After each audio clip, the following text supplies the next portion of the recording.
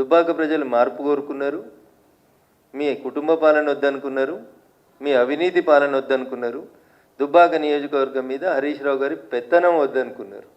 అందుకనే దుబ్బాక ప్రజలు స్వచ్ఛంగా మనస్ఫూర్తిగా ఓటేస్తే రఘునందన్ రావు గెలిచిండు తప్ప ఎవరి దయా దాక్షిణ్యాలతో రఘునందన్ రావు ఆ ఉప ఎన్నికలలో గెలవలేదు. 100% దుబ్బాక నియోజకవర్గ ప్రజలు మార్పు కోరుకున్నారు. హరీష్ రావు గారు దుబ్బాకకు చేస్తున్నటువంటి అన్యాయానికి వ్యతిరేకంగా రఘునందన్ రావు కొట్లాడగలుగుతాడు అని విశ్వసించారు కాబట్టే నాకు ఓటేసిరు తప్ప ఇంకొకటి కాదు. ఇక మీ కుటుంబ పంచాయతీలో మా పేర్లందరి పేర్లు కూడా మీరు మాట్లాడుకుంటూ పోయినారు.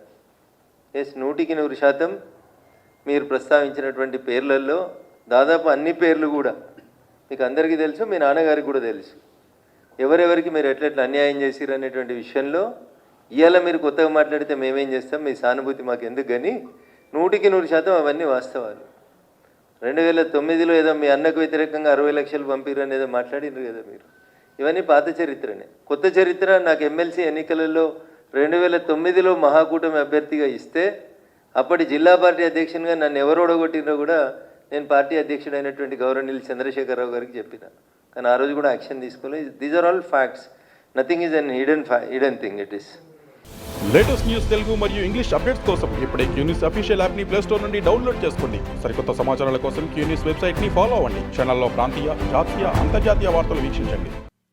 లైక్ చేయండి.